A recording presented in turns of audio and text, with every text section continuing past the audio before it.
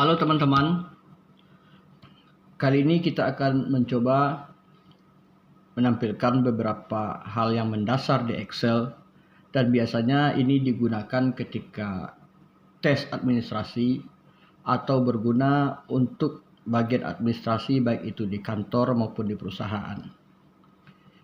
Kita mulai dari yang pertama, yaitu cara membuat nomor urut dahulu di Excel. Untuk membuat nomor urut di Excel seperti ini, ada beberapa cara yang bisa kita lakukan. Yang pertama dengan cara manual, 1, 2, 3. Nanti kemudian kita seret ke bawah hingga berapa nomor yang kita butuhkan. Kemudian ada juga cara kedua, yaitu kita bikin angka 1, kemudian pada menu home kita pilih fill, kemudian series. Ini kita tentukan row atau kolom. Karena penomoran yang ke bawah kita pilih kolom. Kemudian step value-nya kita mulai berapa dari nomor 1 dan stopnya atau berhentinya berapa di nomor 10. Kita oke kan. Maka otomatis muncul nomor dari 1 sampai 10. Kemudian untuk cara ketiga, kita ketik angka 1 untuk urutan pertama atau kolom pertama. Kemudian di bawahnya kita pakai rumus sama dengan row yang tanpa S ya. Tutup kurung, kita kurangi row lagi. Kemudian kita klik atau blok sel B29 karena nomor satunya terletak pada kolom B nomor 29, kita tutup kurung. Kemudian tambah 1. Artinya untuk melanjutkan nomor dari nomor sebelumnya. Sebelum kita enter, sel B ini kita kunci dengan menekan F4. Nah, kita kunci menggunakan F4 2 sehingga ini udah muncul nih angka 2. Kemudian kita tarik ke bawah berapa nomor yang kita inginkan. 15, misalnya 15, kita samakan dulu posisinya. Membuat nomor dengan row, keuntungannya atau kelebihannya adalah apabila barisnya kita hapus, kita delete, maka nomornya akan otomatis berubah. Nggak seperti yang lainnya. Kalau seperti di atas ini kita hapus barisnya, nomornya masih acak atau hilang nomor yang kita hapus tersebut. Sebaliknya, jika ini kita insert atau kita tambah, kita blok dari nomor 2 sampai 7, kita insert copy cell, maka nomornya akan otomatis lagi bertambah. Jadi cara ini sangat efektif untuk membuat nomor urut. Apabila ada data yang dihapus, kita tidak capek-capek mengganti nomor. Itu kelebihannya. Oke. Kemudian yang kedua, kita masuk cara membuat tabel. Misalkan di sini ada judul daftar nilai calon karyawan PT Garam di Laut Asam di Gunung. Caranya ini kita blok, klik kanan, format cell. Di sini ada nih, ada model garis yang bisa kita pilih atau kita gunakan untuk membuat tabel. Ini untuk garis yang lebih tebal, biasanya di garis pinggir. Sebelum kita rapikan, kita fokus ke tabelnya dahulu. Biar ini rapi, kita pilih merge and center, kemudian wrap tag. Nah, beginilah tampilannya teman-teman. Kemudian bagian tengahnya biasanya itu garisnya tidak tebal. Kita pilih lagi format cell, klik kanan, kita ganti dengan garis yang lebih tipis. Oke, sampai di sini paham ya teman-teman? Kemudian biar judulnya di tengah, kita blok dari kolom pertama, dari kolom tabel pertama hingga ujung. Kita klik merge and center, wrap text, dan middle. Kalau udah begini kita tinggal menambah ukuran fontnya aja. Di sini kita jadikan 16. Jadi sudah teman-teman, untuk nomor dan tabel udah selesai. Sekarang kita masuk ke konta. Nah, di sini udah ada data-data namanya nih. Yang dimaksud dengan konta itu adalah menghitung berapa sel yang terisi dari suatu kolom maupun suatu baris. Di sini caranya kita ketik sama dengan konta, kemudian kita blok dari atas sampai ke bawah, enter, nggak perlu tutup kurung, enter aja. Kemudian ke sampingnya juga tinggal kita seret. Nah, jadi setiap nilai ini ada yang kosong nih, seperti Caniago, Adipati, Kusdiono, Dharmayuda. Ini merupakan fungsi dari konta, yaitu menghitung sel yang berisi, menghitung sel atau baris yang terisi. Kita lanjut yang berikutnya, kontif. Kontif adalah fungsi statistik pada Excel untuk menghitung jumlah sel dalam suatu rentang atau rank yang memenuhi satu kriteria atau kondisi tertentu. Di mana pada kasus ini kriterianya adalah jumlah peserta laki-laki dan jumlah peserta perempuan.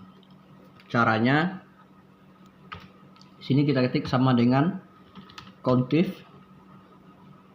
buka kurung, kita blok semua selnya, semua barisnya. Karena di sini ada perintahnya adalah titik koma, kita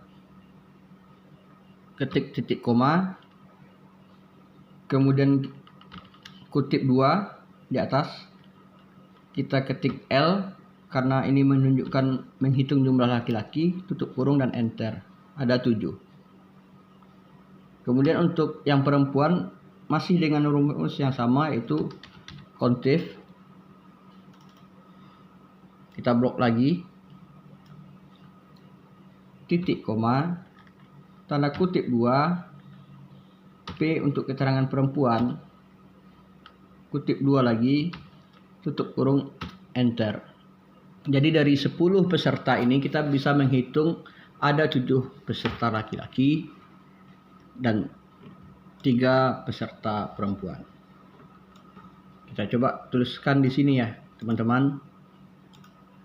Karena ini untuk contoh, biar dia tidak menjadi hasil, maka di sini saya kasih tanda kutip biar teman-teman bisa mengetahui nanti bagaimana rumusnya. Lanjut, hal berikutnya yang juga penting di dalam dunia administrasi adalah penjumlahan. Untuk penjumlahan, di sini kan ada nih 4 macam yang dinilai ketika seleksi calon karyawan. Ini caranya cukup gampang. Kita tinggal pilih di bagian home, auto sum, bagian atas ini di blok semuanya. Kemudian kita enter.